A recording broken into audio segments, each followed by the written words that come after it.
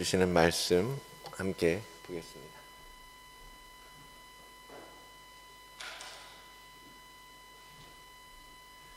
출애굽기 30장이에요.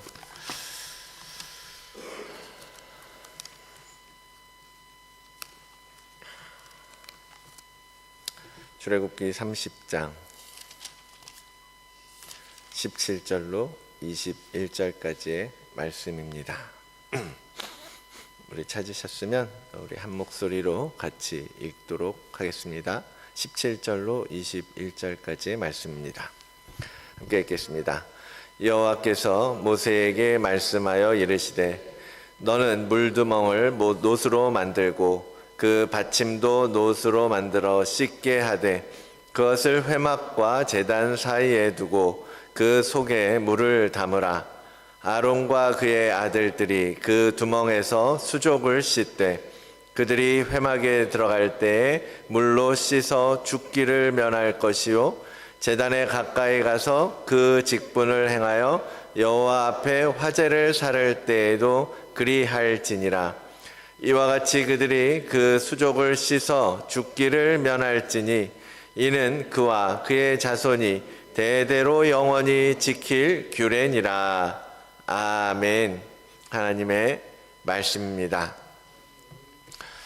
우리가 계속해서 이제 성막 성전, 하나님께서 이스라엘 백성에게 광야에서 그들을 만나겠다고, 내가 거기서 너희와 만나고 너희와 함께 하겠다고 약속하신 성전에 대해서 생각해 보고 있습니다. 오늘은 두 번째인 물두멍의 이야기입니다. 한 사람이 처음 성전에, 그 광야 성전에 들어가게 되면 만나게 되는 것이 어제 이야기했던 번제단이고요. 그것은 예수 그리스도의 십자가라고 말씀드렸습니다. 그리고 그곳에서 제물을 태워 속죄함을 얻으면 이제 더 깊은 곳으로 들어갈 수 있는데요. 두 번째 만나는 것이 바로 물두멍입니다. 물두멍이 잘 안 보이죠. 밖에 쳐진 것이 성막 울타리인데요. 그 성막으로서 구분을 하고 그 안에 지어진 것을 성소라고 부릅니다. 그 성소와 문 사이에 번제단, 어제 보았던 번제단과 그 사이에 그 성소에 들어가는 입구에 있는 것이 바로 물두멍입니다. 그 물두멍은 쉽게 말해서 솥과 같은 거예요. 세숫대야처럼 사이즈는 성경에서 기록되어 있지 않습니다. 물론 모양도 구체적으로 기록되어 있지 않아요. 그래서 그림들도 다양한 그림들이 있고 크기도 그런데요. 얼마나 크기였는지는 알 수 없지만 거기에 깨끗한 물을 담아서 제사장들이 성소에 들어가기 전에 손과 발을 씻도록 배치해 두신 것입니다. 제사장들이 제사를 드리고 나서 성소에 들어가는 데 있어서 실제적으로도 굉장히 실용적으로 하나님께서는 성소를 설계하신 것 같아요. 자연스럽게 제사를 마치고 나면 어떻게 손에 피도 묻고 기름을 떼내고 지방을 떼내면서 지방도 묻고 고기를 또 태우기 위해서 고기도 손으로 잡아야 되고 그런 손이 사실 되게 더러워지겠죠. 그러한 더러운 손으로 성소에 들어가지 않고 그 손을 씻을 수 있도록 물두멍을 배치해 두신 하나님의 지혜가 담겨 있는 거라고 말할 수 있겠습니다. 그리고 광야 가운데 지어진 성막에서 모래바람이잖아요. 발은 얼마나 또 더러웠겠습니까? 그러한 손과 발, 하나님께서는 실제적으로 그것을 씻고 거룩한 성소에 들어갈 수 있도록 해 두신 거죠. 그래서 그렇게 프랙티컬한 측면에서도 물두멍이 있다라는 건 참 감사한데요. 사실은 우리 영적인 삶에 있어서도 이 거룩한 성전을 만들어가고 거룩한 성전에 들어가고 거룩한 성전을 세워감에 있어서도 너무나 중요한 단계가 바로 이 물두멍입니다. 왜냐하면 그것은 쉽게 말해서 한마디로 우리의 영적인 회개의 자리입니다. 번제단에서 죄사함을 받은 우리들은 이 물두멍에서 또 한 번 죄를 씻어내고 다시는 죄 짓지 않기로 결단하며 우리의 손을 씻는 거예요. 우리의 더러운 마음, 우리의 더러운 육신, 그것을 씻어내는 자리가 바로 이 물두멍이기 때문입니다. 물두멍은 회개의 자리이고 우리의 영혼이 정결하게 되어지는 그러한 자리인 거죠. 근데 처음에 성막을 이렇게 좀 공부하고 이렇게 말씀을 듣고 생각해 보다 보면 처음에 번제단도 죄를 태우는 곳이었잖아요. 이 물두멍도 죄를 씻어주는 곳이란 말이에요. 그렇게 설명한단 말이에요. 뭐 똑같은 얘기 아닌가? 그게 그거 아닌가? 죄 씻는 거나 죄를 태우는 거나 어쨌든 깨끗하게 되는 건 똑같은 거 아닌가? 그래서 어떻게 다른 거지? 라는 질문을 하게 되는데요. 번제단과 물두멍 사이에는 분명한 차이가 있습니다. 특별히 구원과 관련해서는 완전히 서로 다른 개념인 거죠. 먼저 번제단, 어제 보았던 번제단은 뭐냐면 속죄의 자리였어요. 나를 죽이고 십자가에 올라간다고 말씀드렸습니다. 우리가 이 성막에 들어설 때, 그리고 그 번제단을 지나면서 우리를 향하신 하나님의 구원은 확정되는 겁니다. 그 하나님께서 이 번제단에서 우리를 의롭다, 너희는 죄 없다 라고 인정해 주는 자리가 바로 번제단이거든요. 그것을 신학적으로는 우리는 칭의라고 말합니다. 의롭다 여겨지는 거예요. 우리가 실제로 의롭다라는 것이 아니라 여전히 우리는 이 땅에 살지만 우리의 그 죄인으로서의 정체성을 없이 해주겠다라는 것이 칭의입니다. 그래서 우리는 그것을 지나면서 예수 그리스도의 피가 가지고 있는 속량의 효력을 믿는 믿음으로 우리는 구원받게 되는 거죠. 그와 달리 물두멍은 똑같이 죄를 씻는 것이지만 성화의 자리라고 말할 수 있습니다. 의롭다 여김을 받은 하나님의 백성이 이제 한 걸음 더 나아가 물두멍에서 거룩한 물로 매일 나를 씻고 정결하게 하는 정결화의 과정이고 성화되어져 가는 그러한 거룩에 이르는 자리가 이 물두멍이라는 거죠. 그래서 우리는 번제단, 구원을 얻은 그 칭의의 자리에서 더 나아가 성소로 들어가야 하는데 그 성소로 가는 길목에 성화, 물두멍을 통해서 나를 정결케 하는 이 죄 씻음의 과정도 지나가야 하는 것입니다. 여러분, 우리는 구원받은 것으로 끝이 아니라 구원을 이루어가는 계속적인, 지속적인 정결화가 이루어져야 하는 것입니다. 성화의 과정은요, 우리가 하나님 앞에 서는 날까지 계속 되어질 거예요. 우리가 이 땅에 사는 동안 우리는 어쩔 수 없이 세상의 죄야 계속해서 접할 수밖에 없고, 우리의 마음은 여전히 그 세상을 사랑하는 마음이 남아있고, 또 어떤 영역에서는 계속해서 그 어두운 영역들을 버리지 못하고 있는 부분들이 있기 때문에 우리는 그 정결화를 통해서 하나님의 임재의 자리인 성소로 들어가야 하는 거죠. 하나님께서는 구원받은 백성, 예수 그리스도의 피를 믿는 자들에게 그저 그냥 무작정 성소를 열어두신 것이 아니라 그 앞에 물두멍을 둠으로써 너희가 회개하고 너희 마음의 죄를 씻어내고서 나를 만나야 할 것이다 라고 말씀하고 계시는 것입니다. 그래서 오늘 본문은 말하잖아요. 이와 같이 그들이 그 수족을 씻어 죽기를 면할지니 이는 그와 그의 자손이 대대로 영원히 지킬 규례다 라고 말씀하고 계십니다.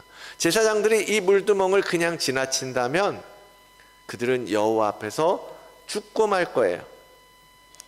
여러분, 회개는 하나님을 만나기 위해서 반드시 지나가야 하는 길입니다. 회개를 말하지 않는다면 우리는 그저 그냥 성막의 마당만 밟으면서 세월을 허비하는 거에 불과해요. 우리는 회개를 통하여서 성소에 들어가서 하나님과 교제하고 하나님과 온전히 하나 되어지고 하나님을 온전히 예배할 수 있어야 되지 않겠습니까? 회개로서 나를 씻어내지 않으면 속죄의 은총은 입었지만 내 안에 여전히 남아있는, 우리가 발을 딛고 사는 이 땅 가운데에서 벌어지는 수많은 죄의 문제들, 그것을 또 어떻게 해결하겠습니까? 번제단이 그런 것처럼 하나님의 은혜는 여기서도 또 작동되는 거예요. 너희가 자꾸 세속에서 이 때가 묻지 않냐, 그때 때문에 또 얼마나 많은 제물을 드리고 얼마나 많은 제사를 드려야 되겠니? 그런데 내가 너희의 그 죄를 씻을 기회를 준비했단다. 여기서 너의 손과 발을 씻고 내게 오렴. 내가 거기서 깨끗한 너희와 함께 교제하고 만날 것이다. 하나님의 은혜인 거예요. 그 아들을 내어주시기까지 우리를 사랑하시는 그 하나님께서 우리의 그 작은 범죄들까지도, 정말 그 때 묻은 그 모든 것들까지도 씻어낼 수 있도록 은혜의 도구를 배치해 주신 것, 얼마나 감사합니까? 그러므로 사랑하는 성도 여러분, 우리가 작은 죄들일지라도 부끄러워하지 말고 하나님 앞에 나아갈 때 담대하게 물두멍에서 우리의 손과 발을 씻고 나아가야 할 것입니다. 그리고 하나님의 임재로 들어가시라는 거예요. 사도 요한은 하나님과의 사귐을 갖기 위해서 먼저 우리가 회개, 용서의 죄를, 그러니까 우리의 죄를 고백하고 용서를 구하는 그 회개의 자리로 나아갈 것을 권면하고 계십니다. 만일 우리가 우리의 죄를 자백하면 그는 미쁘시고 의로우사 우리의 죄를 사하시고 우리를 모든 불의에서 깨끗하게 해 주신다라고 약속하고 계십니다. 우리가 회개함으로 나아갈 때, 우리가 비록 부끄럽고 참으로 그 죄책감에 어렵지만 그럼에도 불구하고 우리가 그 죄를 하나님 앞에 고백하고 이 물두멍 앞에서 내 죄를 비추어 그 손을 씻어낼 때 하나님께서 우리를 깨끗하게 하신다라는 거예요. 예수 그리스도의 그 피가 우리를 정결하게 해주신다라고 약속하고 계시는 거예요. 얼마나 감사합니까? 그러면 이 물두멍에 담긴 물, 그것은 무엇을 상징하는 걸까? 그럼 우리가 씻어야 하는 물은 무엇입니까? 라고 말할 때 에베소서에서 사도는 이 물은 곧 말씀이다 라고 규정하는 것을 우리는 볼 수가 있습니다. 우리 함께 읽어볼까요? 시작. 이는 곧 물로 씻어 말씀으로 깨끗하게 하사 거룩하게 하시고 자기 앞에 영광스러운 교회로 세우사 티나 주름 잡힌 것이나 이런 것들이 없이 거룩하고 흠이 없게 하려 하심이라. 아멘. 예, 이 물두멍에서 우리는 말씀으로써 우리의 혼을 씻고 예수 그리스도의 피를 입어 거룩하게 되는 거예요. 그 물두멍을 두신 목적 뭐라고 그래요? 영광스러운 교회를 세우기 위함이라고 말씀하세요. 우리가 지금 바라는 것, 우리에게 말씀하시는 것이 그거잖아요. 거룩한 성전을 지어야 되는데 이 물두멍을 통해서 우리가 영광스러운 교회를 세울 수 있다라고 말씀하고 계시지 않습니까? 교회가 흠이 없고 거룩하게 되게 하시려고 하나님의 말씀을 성소 앞에 비치하여서 그 말씀에서 벗어나지 않고 곧고 정직하게 그 말씀대로 살 수 있도록 하신 것입니다. 재미있는 건요, 이 물두멍을 뭘로 만들었는지 아십니까? 출애굽기 38장 8절에 보면요, 노신데요, 여인들이 사용하던 거울을 가지고 만들었다라고 표현하고 있어요. 여러분, 당시에는 유리가 없었잖아요. 유리를 가공하는 기술도 없었고 유리로 거울을 만들지 않았잖아요. 그때는 뭘 봤어요? 청동 거울 같은 거, 이런 노수로 만든 이 쇠를 반짝반짝하게 닦아서 그 쇠에 비치는 얼굴을 보았단 말이에요. 여인들은 그런 거울을 썼단 말이죠. 그 거울의 기능이 뭐예요? 나를 살펴보면서 사람들에게 내가 어떻게 비추어지는지를 봤던 거예요. 그렇죠? 여자분들은 거울을 많이 보시는 것 같은데요, 그걸 통해서 내가 어떻게 비추어질지, 사람들이 나를 어떻게 볼지, 그것을 보는 거예요. 사실은 거울은 세상에 나를 드러내고 싶은 나의 욕망, 세상에서 잘 보이고 싶은, 사람들이 나를 어떻게 볼까, 내가 어떤 모습으로 보일까를 확인하는 도구예요. 그 거울은 인간의 허영심을 상징합니다.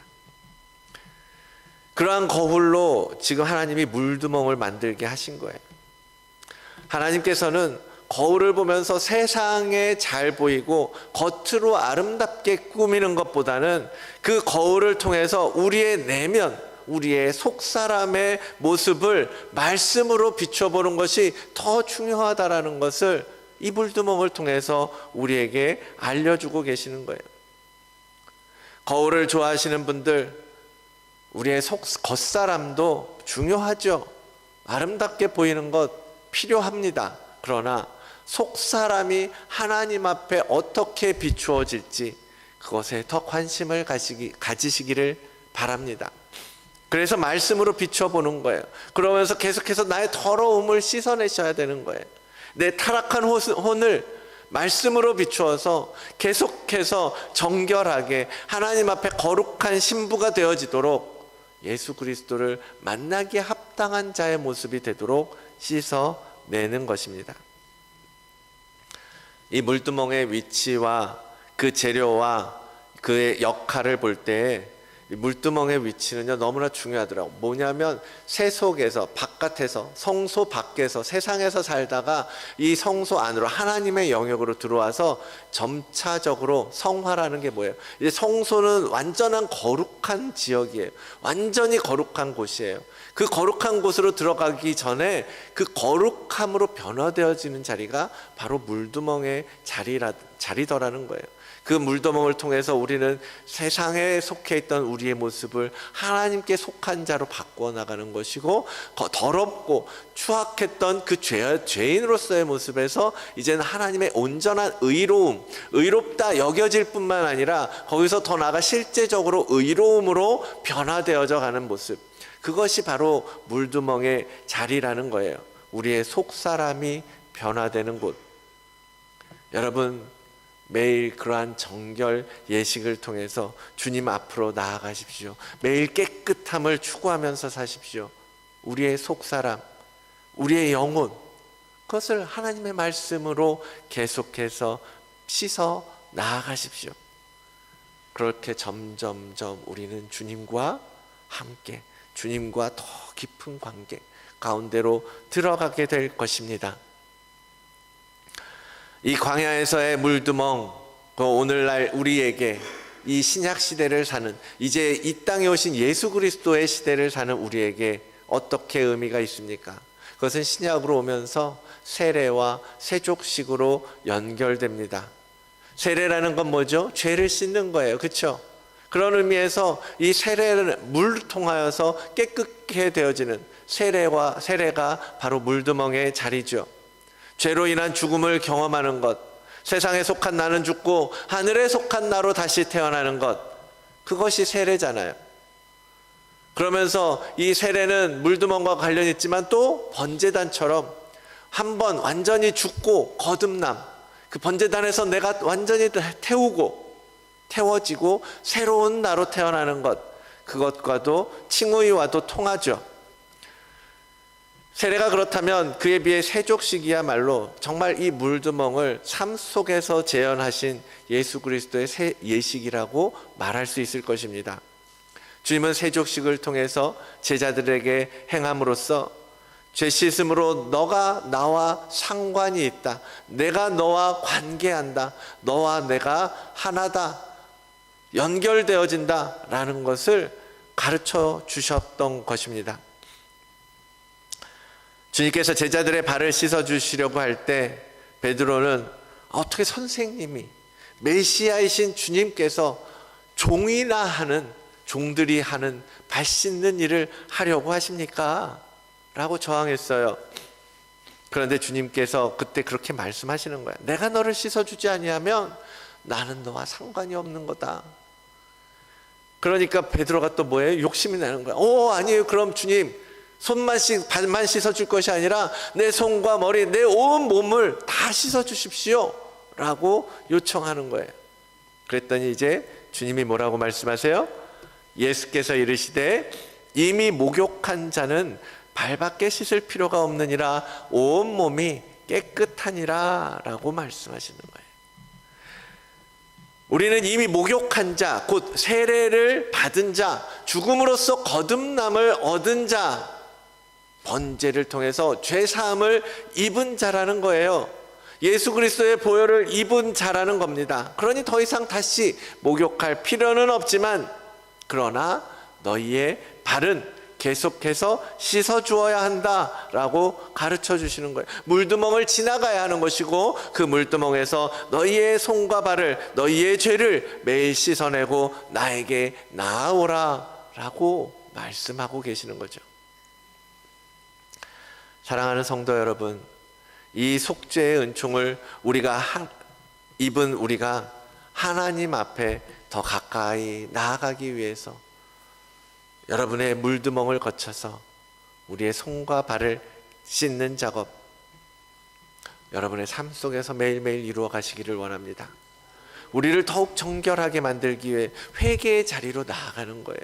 계속해서 거룩을 이루어가고 성화되어져 가고 정결화의 과정을 거치셔야 합니다. 하나님께서는 참된 교회를 이루기 위해서 우리 모두가 깨끗해지기를 원하십니다. 예수 그리스도가 그러셨던 것처럼 내가 거룩하니 너희도 거룩하라고 하나님이 우리에게 명령하고 계시지 않습니까? 구원받은 백성으로서 이제는 작은 죄악과 범죄들까지도 여러분 소홀히 여기지 마시고 이 물두멍 앞에서 다루어 가시기를 원하시는 겁니다. 매일 우리의 실수, 우리의 죄 그냥 넘어가려고 하지 마시고 하나님의 말씀 앞에서 끊임없이 우리를 돌아보고 비추어 보고 씻고 회개하는 여러분들이 되시기를 원합니다.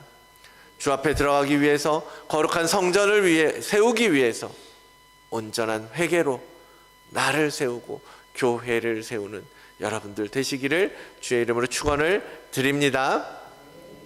이 시간에는 이렇게 기도하며 나아가기를 원합니다. 물두멍을 다시 온전히 감당하는 이 자리가 되게 인도하여 주시옵소서. 주님 감사합니다. 오늘 아침도 하나님께서 부르셔서 이 거룩한 전에서 하나님의 말씀을 듣고 우리가 앞으로 또 어떻게 하나님을 뵙기 위하여 주의 거룩한 전을 세우고 그 성전이 되기 위하여 무엇을 해야 할지 가르쳐 주시니 감사합니다. 하나님, 이 물두멍에서 매일매일 말씀으로 우리를 비추어 보도록 인도하여 주시옵소서. 분주하고 바쁘고 아무리 많은 일들이 우리의 앞에 놓여 있다 할지라도 우리 스스로 말씀으로 우리의 내면을 돌아보지 않으면 우리는 성소에 나아갈 수 없는 자들임을 고백합니다. 주님, 새롭게 하시고 정결케 하여 주시옵소서. 그 물두멍에서 더 이상 죄의 문제에 묶이지 아니하게 하시고 우리 몸의 모든 더러운 죄악들 하나님 다 씻어나가는 놀라운 은혜를 또 경험하도록 인도하여 주시옵소서. 하나님 아버지, 우리 교회를 향하여 주신 선교적 비전과 사명을 놓고 기도하였습니다. 하나님, 우리 교회만 섬기고 우리가 잘 세워져 가는 것으로 만족할 것이 아니라 하나님의 뜻이 온 열방에 하나님의 백성들을 향하고 있다는 것을 우리가 기억합니다. 주님, 그것을 위하여 우리에게 붙여주신 선교지와 선교사님들 주께 함께 기도하며 그들에게 더 많은 관심을 가지고 우리가 함께 참여할 수 있도록 은혜 베풀어 주시옵소서. 그들을 위하여 끊임없이 기도하게 하시고 무릎 꿇게 하시고 그곳에 정말 하나님께서 원하시는 그 영혼들을 찾아 하나님께 이끌고 하나님의 나라가 확장되어져 가는 것을 하나님 우리를 통하여 일하여 주시옵소서. 또한 우리 교회가 올해 꿈꾸고 있는 것, 우리에게 주신 비전, 하나님 단기 선교를 위해서 기도합니다. 첫 걸음을 내딛기 위하여 이제 준비하려고 하오니 모든 준비 과정 가운데 주께서 친히 함께하여 주셔서 모든 스텝과 과정들을 이스라엘 백성들에게 성막을 세우는 모든 것들을 보여주셨던 것처럼 이 교회가 세워지고 이 단기 선교가 아름답게 열매 맺어지고 풍성한 결실을 맺을 수 있도록 그것을 통하여 하나님께서 기뻐하시는 뜻, 하나님께서 생각하시는 마음들이 이루어져 가는 것을 볼 수 있도록 하나님 우리와 함께하여 주시고 지혜를 주시고 우리가 더 마음을 다하여 기도하는 자들 되게 인도하여 주시옵소서. 그것을 통하여 우리의 믿음이 한 단계 더 성장하기를 원합니다. 우리 교회가 정말 한 단계 더 단단하게 세워져 가는 그저 어린아이 같은 모습이 아니라 이제는 청소년이 되고 청년이 되고 장년이 되고 영적 아비가 되어지기까지 성장하는 우리 교회가 될 수 있도록 은혜를 베풀어 주시옵소서. 이 특세가 끝나는 때까지 하나님 이 모든 예배 가운데 오셔서 우리의 마음을 만져주시고 우리의 생각과 우리의 모든 혼을 주장하사 하나님의 것으로 점점점 깨끗하여지고 변화되어져 가는 이 특세가 되게 인도하시고 특별히 우리의 작정하는 모든 기도의 제목들을 주께서 아시오니 들으시고 응답되어지는 은혜를 허락하여 주시옵소서. 이렇게 일하실 하나님을 기대합니다. 감사합니다. 이 모든 말씀 예수 그리스도의 이름으로 기도드리옵나이다. 아멘. 하늘에 계신 우리 아버지여 이름이 거룩히 여김을 받으시오며 나라가 임하시오며 뜻이 하늘에서 이루어진 것 같이 땅에서도 이루어지이다. 오늘 우리에게 일용할 양식을 주시옵고 우리가 우리에게 죄 지은 자를 사하여 준 것 같이 우리 죄를 사하여 주시옵고 우리를 시험에 들게 하지 마시옵고 다만 악에서 구하시옵소서. 나라와 권세와 영광이 아버지께 영원히 있사옵나이다. 아멘. 잠시 개인 기도하고 돌아가도록 하겠습니다.